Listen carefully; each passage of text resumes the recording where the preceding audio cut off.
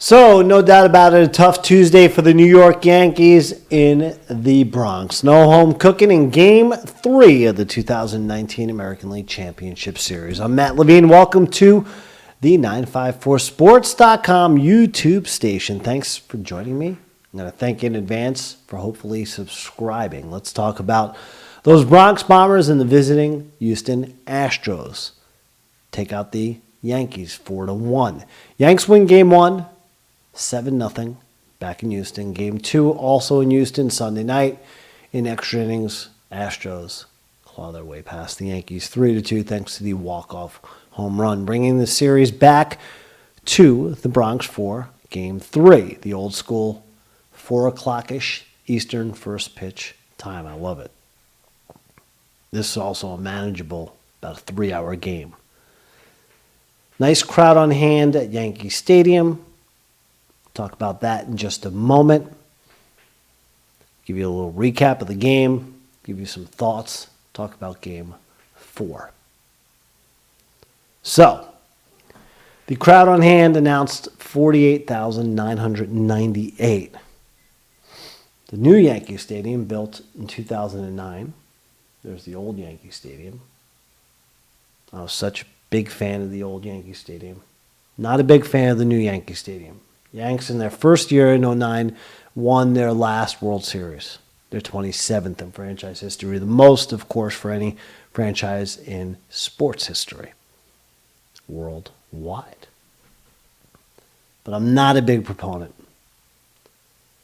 Just the noise is not the same. You don't feel it like the old stadium used to rock. Been there in person for big games. Seen it, hundreds on TV, meaningful ones, and the place just doesn't sound the same, doesn't feel the same, doesn't have that essence or character. And tonight there certainly wasn't much to celebrate. How'd the Astros get it done? Well, in the first inning against Luis Severino, the old Yankee killer struck. You know this guy. The diminutive Jose Altuve, the solo blast. Luis Sev, 4 1/3, 5 hits, one of them right there. 2 runs, 6 Ks, 3 men who walked. As Altuve goes yard. In the second inning, Josh Reddick hit a bomb, staked the Astros to a 2-0 lead. They would tack on 2 more for their 3rd and 4th runs in the 6th inning off of Yankees reliever Zach Britton. Yanks get their lone run in the 8th inning. Gleyber Torres, he along with DJ LeMahieu, who had two hits tonight. They could have used 2 home runs, my bad. Basically the only Yanks to hit.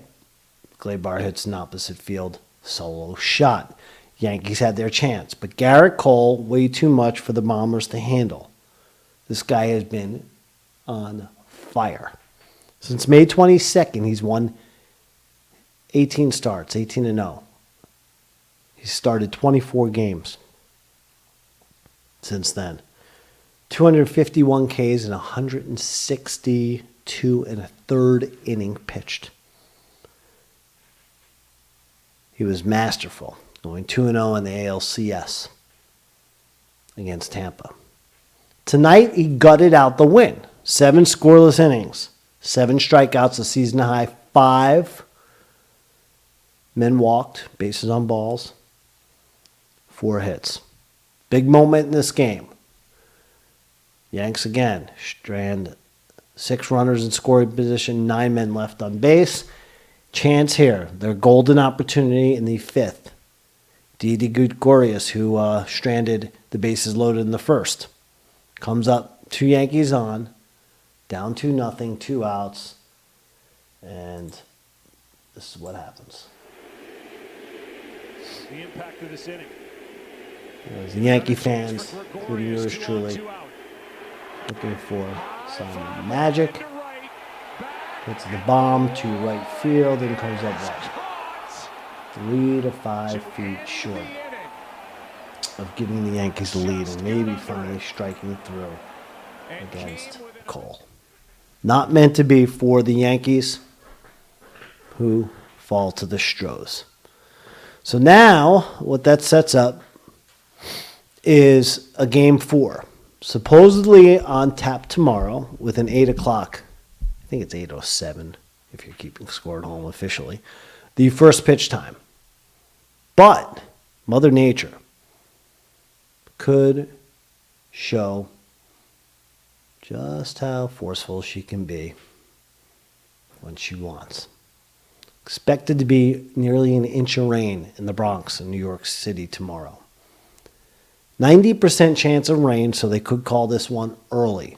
That would put the Yanks and Astros back on the field Thursday. That was a scheduled day off before Game 5 on Friday in the Bronx. And if need be, the series would then shift to Houston. So it could be that the Yanks and Astros wind up playing Game 4 and 5 Thursday and Friday, and it would mean 4 games in 5 days. If that happens, most likely you'll get your Game 1 starters. Tanaka on his regular rest for the Yankees, Greinke, respectively, for the Astros on his regular allotment of rest. Instead of what could have been tomorrow a opener game for the Yankees. They were expecting to go with Chad Green. We've seen that throughout the season. I became a believer, although I'm a traditionalist. And the Astros were going to go with this dude, Jose Urquidy, and do the same thing. Roll the dice in the bullpen. The rookie to make the start, see how long things last before you get into that pen and you get some new school baseball going. So we'll see what happens with the rain. I think if the Yankees can get Tanaka and need him to be the clutch starter he's been, especially in a rebound effort for the Yanks. They need to rebound from this loss with a masterful pitching outing. They need, even better than what Cole gave the Astros, they need Tanaka to give the Yankees if they can get Mother Nature to throw in some rain tomorrow. I think it benefits the Yankees greatly. It also benefits maybe some of these Yankee batters. And, I kind of got scared about this because all year long the Yankees had done it with guys like Gio Urshela, Mike Tauchman, Austin Romine when needed, Luke Voit. And then you see Voit left off the roster. Okay, he's been battling an assortment of injuries. They got it done with him early on. And then after the All-Star break, it's gone downhill. The guy has been banged up. But you saw Stanton get back into the lineup. Hicks, all of a sudden out of the blue, is in the lineup. He started tonight. I think he was 0 for 2. Worked out a couple of good walks. The arm looked fine on a couple of plays in the outfield. But he gets back into the lineup. Sanchez has struggled mightily. 0 for 4 tonight. 1 for 13 in the ALCS. 2 for 25 in the playoffs. 6 strikeouts in the ALCS. 6 in the ALDS. He's looked terrible. So my point being, and by the way, I hear Mike Tauchman is healthy, is that the Yankees got by with all these guys that were next man up, no names, scrappy guys. Cameron Maybin, who's on the postseason roster, has done okay. And then you see some of the bigger names come back into play, or you see guys struggle, and maybe Aaron Boone not pulling the plug on a Gary Sanchez and let Roman play. As crazy as that might sound. But maybe the balance has been tilted a little bit. I'm not sure. I still believe in this team. I'm not panicking. 2 games to 1. There is a lot of baseball left. And so far, I'm not going to question Aaron Boone. I think he's done the best he can with what he has right now. And we'll see how the rest of this turns out. But yes, the Yankees need that victory in Game 4. The season is on the line.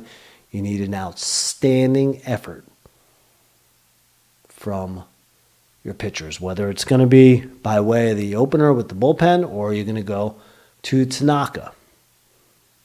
And, of course, you can't afford 6 runners in scoring position, stranded, 9 men left on base.